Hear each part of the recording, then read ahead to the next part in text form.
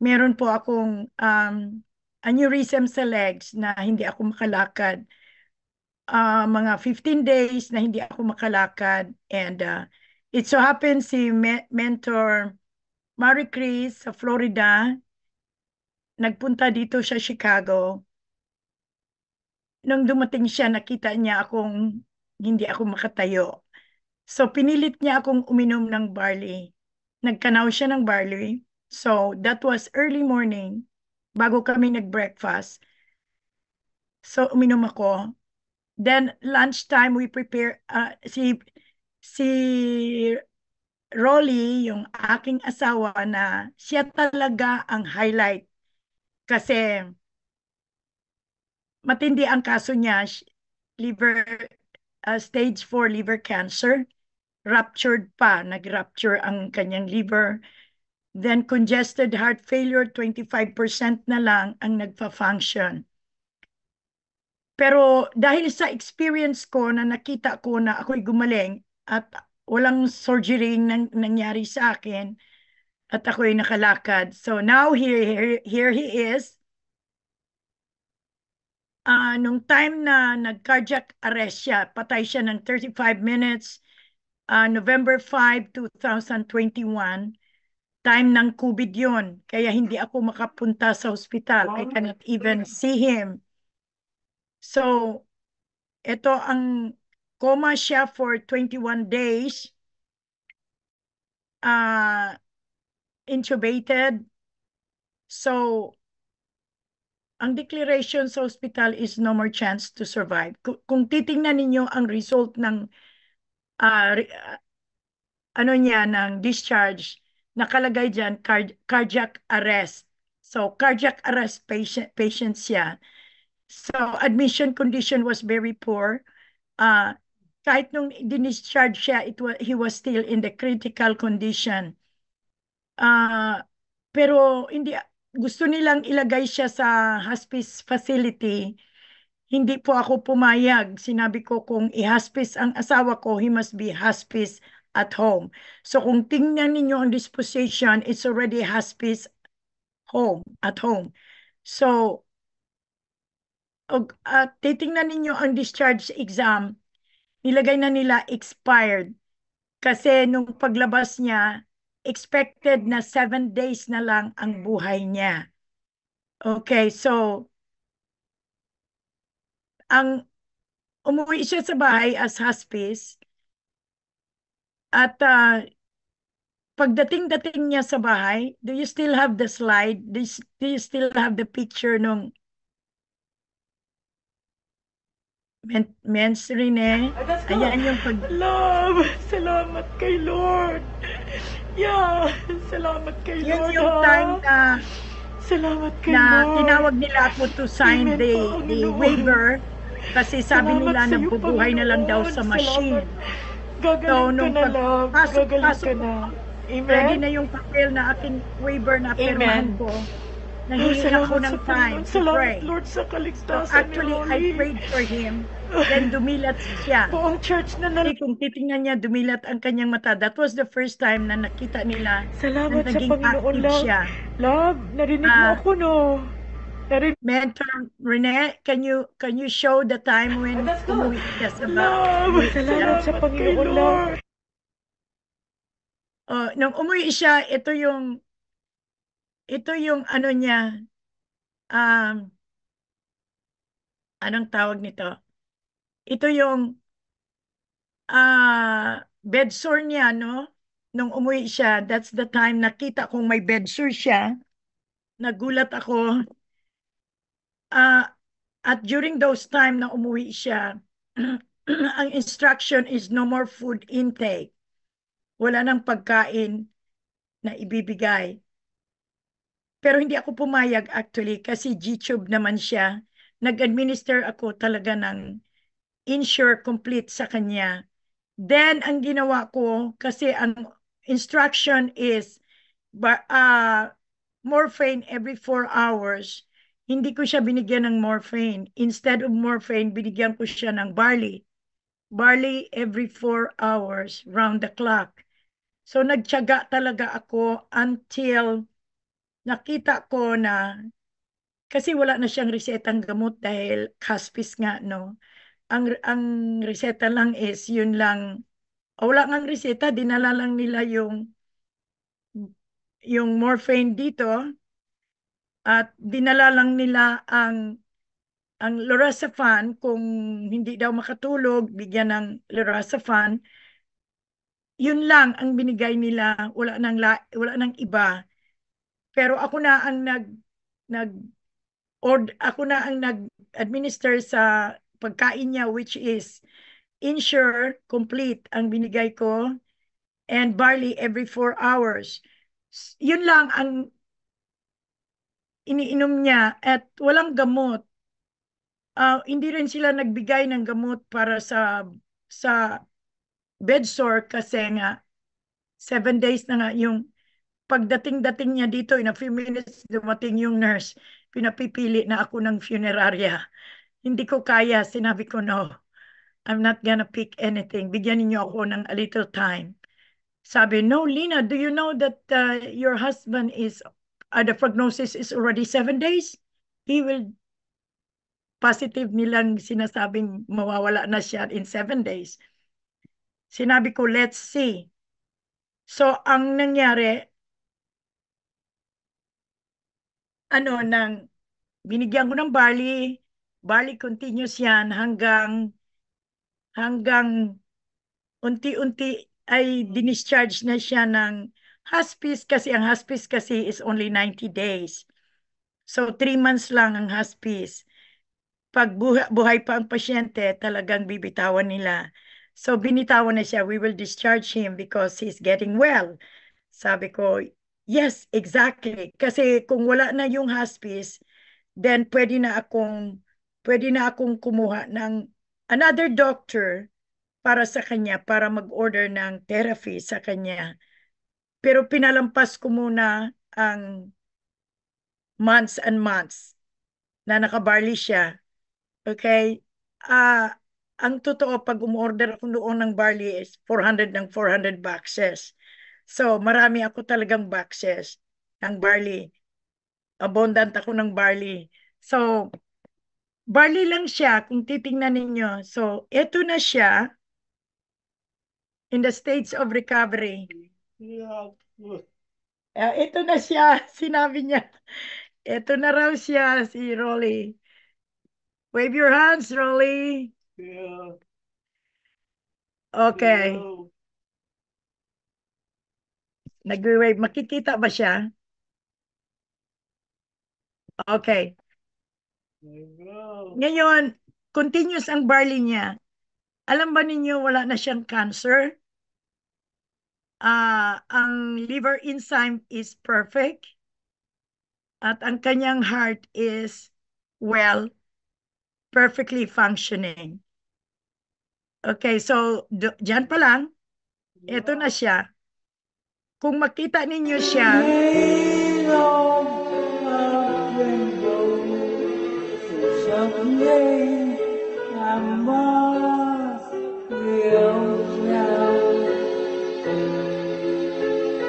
okay.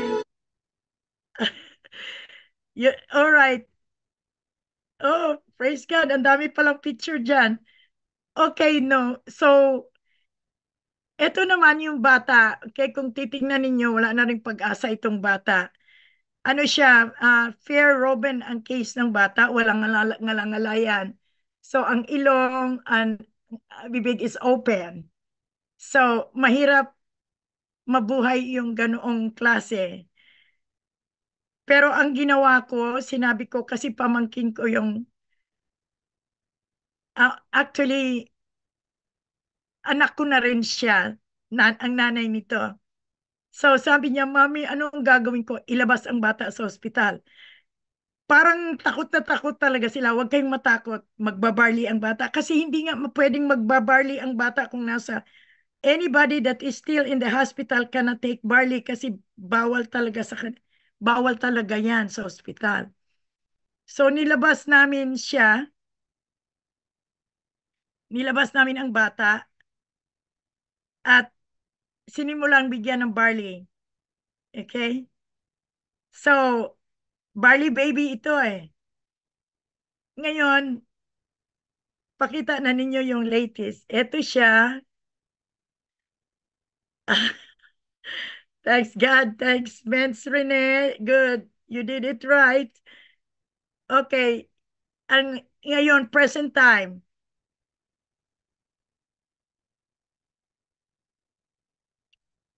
Ayan na siya. Okay, this is barley baby. Gatas lang at barley ang binibigay sa kanya. So isipin ninyo yan, nakukorek yung Ruben dahil sa barley.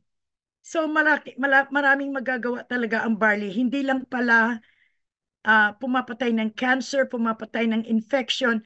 Hindi lang pala yun. Kayang-kayang mag-repair ang barley. Hindi man mapagkapatiwa. I mean, it's hard to believe on that. Pero makikita ninyo talaga ang patotoo. Now, meron dito na, kasi meron akong caregiving services. So, meron akong caregiver na taga Missouri na dito natutulog pag mag-off.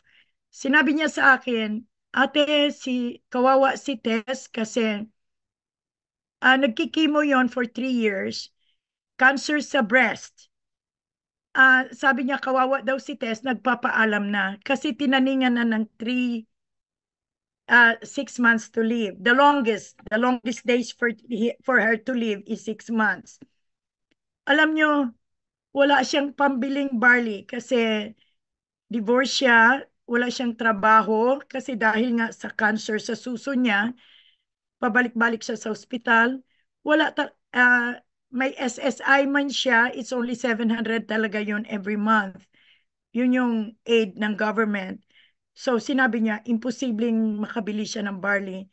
Alam mo, sinuplayan ko siya ng barley. Sinabi ko, Tess, suportaran kita ng barley, mabuhay ka lang. Okay, so alam nyo, birthday ni Rolly last Sunday, nandun siya, umattend siya. Wala siyang bahid. Wala siyang bahid na may sakit. Kaya sinabi niya, talagang I can testify that barley is really good kasi ngayon wala na siyang cancer at sa lahat ng check-up niya sinasabi ng doktor na he can now live longer years.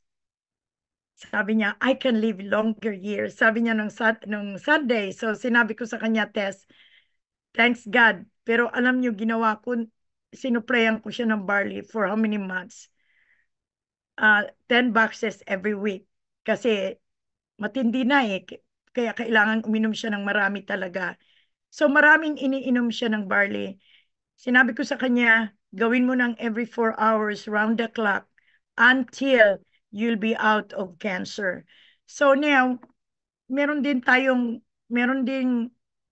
downline. Meron akong downline sa Atlanta, puti ito. Puti silang, actually mag-boyfriend lang sila. Nag-COVID kasi sila. Ang lalaki, ang nanay niya is one of my clients. So, nagpapadala ako ng caregiver doon sa nanay niya. Tumawag sila sa akin at sinabi nilang may COVID sila. Sabi, Lina, we have COVID and we cannot go out. And we don't want the building to know that we have COVID kasi nasa building sila nakatira. Ang condo nila is right in the building. Sinabi ko sa kanila, I'll send you barley. Sabi ko, take the barley every 4 hours until you get out from COVID. So, pinadala ko ni Rasco ang barley. In 3 days, wala na silang barley.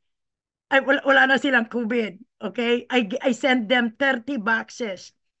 Dalawa sila kasing umiinom. Ngayon, itong babae may glaucoma. Yung glaucoma is walang healing po yan.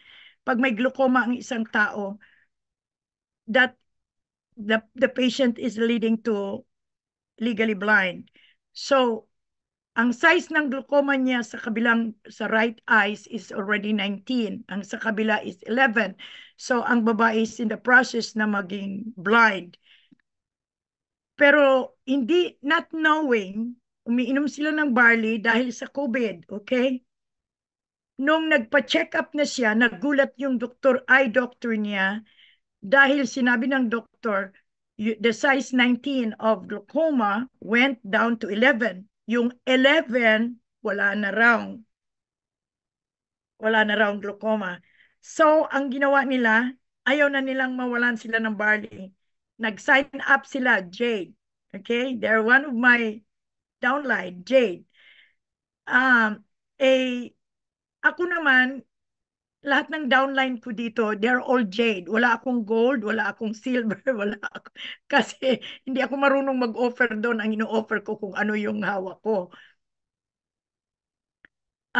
Actually, yung natagalan ako dahil kausap ko yung doktor niya. Na-surprise kasi ang doktor, sinabi niya, ito ang sabi niya sa akin, whatever your religion is, Lina, your God is powerful. Di sabi ko, do I need to tell him? Sabi ko, Doctor, are you open in anything? Di sabi niya, yes, I am. Sabi ko sa kanya, I want to be honest to you. Sabi ko, aside from praying, yes, of course we prayed. Aside from praying, I'm using a natural healing. Sabi niya, what are you using? Sinabi ko, I'm using barley. What is barley? Do you think you can bring barley to me kasi schedule siya ng check-up ngayong 21. Sinabi ko sa kanya, Mexican doctor siya. Sabi ko sa kanya, you know what? May intention akong papasok sa Mexican community. So, sinabi ko sa kanya, I can give you the assurance na sa lahat ng uminom, alam ba ninyo, lahat ng tumatawag dito sa akin, kung makita ninyong text, hindi nyo ako kilala pero narinig ko po yung barley, pwede po bang bumili ng barley? Sabi ko, anong problema mo?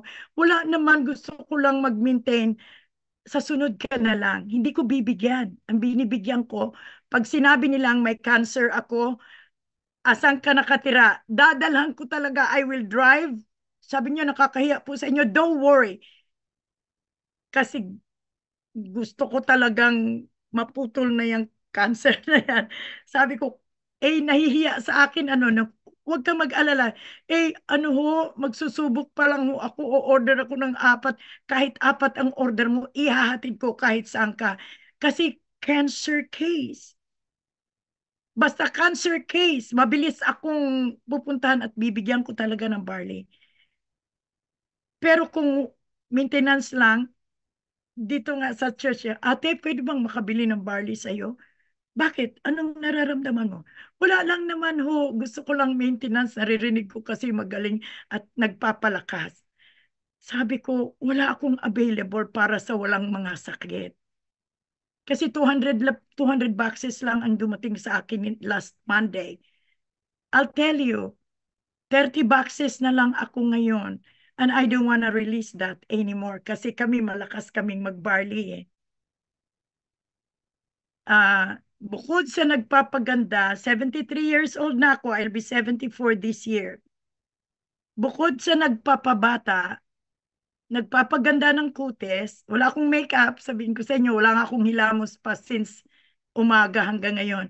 Kaya natataranta ako sa inyo, but anyway, hindi naman importante yung itsura ko, ang importante yung testimony, okay? To let you know that malaki po ang magagawa ng barley sa inyong lahat kung kayo, I don't know if everybody is taking barley now, but I'll tell you, hindi masasayang ang inyong pagdalo. At if you will decide now, hindi rin masasayang ang inyong desisyon. You are deciding the right decision in your life. Kasi sa amin, gold sa amin ang barley. Hindi ko basta-basta ibibigay kahit kanino man. Yung Savannah, Georgia, tumawag sila, dumating na raw yung pinadala kong barley sa kanila sa Savannah, Georgia. Ano siya, cancer sa suso.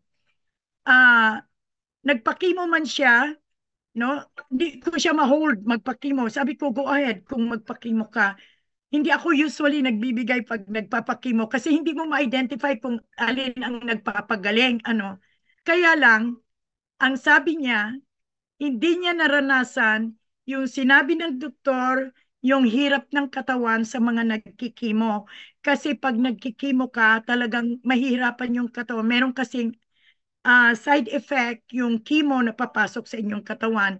You're vomiting, yun, nausea ka, at manghihina ang katawan ng tao. Kasi ang chemo kasi pinapatay yung bad cell at good cell. So, manghihina talaga yung tao. Pero siya, hindi daw niya naranasan dahil sa barley. So, meron pa rin testimony. So, okay. Pero dito, hindi ako nagbibigay pag nagkikimo, hindi ko bibigyan kasi isipin naman ninyo, order kami sa inyo dyan sa Pilipinas. 200 boxes or 400 boxes. We're paying for the shipment. $300 for the shipment. Tapos, kaya ganun ka-importante para sa akin yung mga taong kailangang ma-save, yung may cancer. Kailangan nilang ma-save. So, yun ang purpose ko. Hindi naman business. Ang purpose ko is that I want to help other people. Kung anong naranasan ng asawa ko, na he is no longer having cancer anymore. Walang cancer cell. Perfect siya. Ang liver enzyme is perfect, normal. Creatinine is normal. Lahat normal. So, okay, ngayon, ang older brother ko ngayon is in the hospital. Nagkaroon siya ng brain bleeding, Umiinom to ng barley, kaya lang, sinusuplayan lang namin, hindi nagbibili. So, ang nangyari, hindi siya mauuna namin kasi wala naman siyang sakit.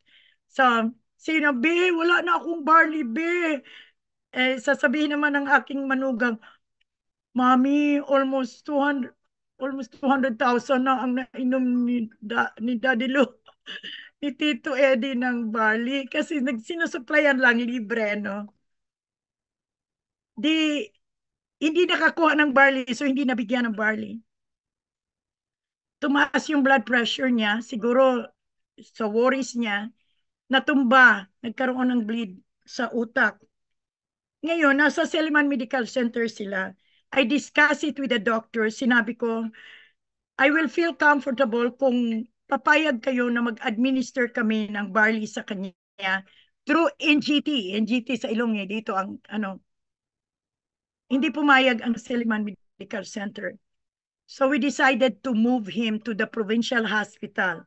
Doon naka-administer kami ng barley every 4 hours. Alam mo, lahat ng ano niya is normal. Kasi may report eh. Sinabi, tawag nila sa akin nanay.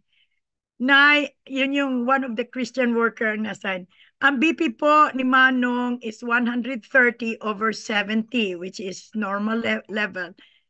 Mababa nga yung diastolic, kay. Tapos, ang sugar is 120. Oxygen level is 99. So, normal na siya. Kaya lang yung creatinine is 5. So nag-order na i-dialysis siya. Okay, go ahead the dialysis. Sinabi ko, go ahead the dialysis, continue barley. Sabi ko, i-increase ng 2 sachet in one time, one feeding. So, 2 sachet in every 4 hours para mag-normal ang kanyang creatinine. So, alam nyo, hindi kami nawo-worried kasi may barley. Okay? So, we're testifying, I'm testifying, sa kabisi ko talaga, sa totoo lang. Gusto ko maintindihan ninyo, aside na may caregiving services ako, na mga caregiver contact sa akin kung anong problema, blah. Ako din ang senior pastor ng The Fullness of God Ministry. Global ang ministry. Okay? So ngayon, bukas ng umaga, may Bible study. Global yan. So I have to pray to prepare for the message. Wala na akong time. Kaya sinabi ko sa Panginoon, Panginoon, gamitin mo na lang ako in your own way. Kasi wala talaga akong panahon ng magbukas pa ng everything. Merong 3 service in a week. Merong Wednesday night, which is umaga sa akin dito. gabi sa inyo sa Pilipinas. Pero kasama ang Canada, Savannah, Georgia, Palau, Abu Dhabi, Dubai, lahat pa dyan sa Maynila. Meron tayong Cavite, meron Parañaque, merong Taguig, merong Pasig, merong Cebu, merong Dumaguete. They are online in Zoom. Okay? So, ginagamit ako ng Panginoon sa kanila. Pero ang nakita, the whole church is using barley. Amen. The whole church. Silang lahat, magmulang Canada lahat. Pasahan, yung Dubai, Nay, wala pang barley namin. Okay, paluapin namin. Okay, so I'll tell you. I hope you understand and you are settled in your mind that barley could help you, whatever problem you have. Okay, any problem, barley can help you.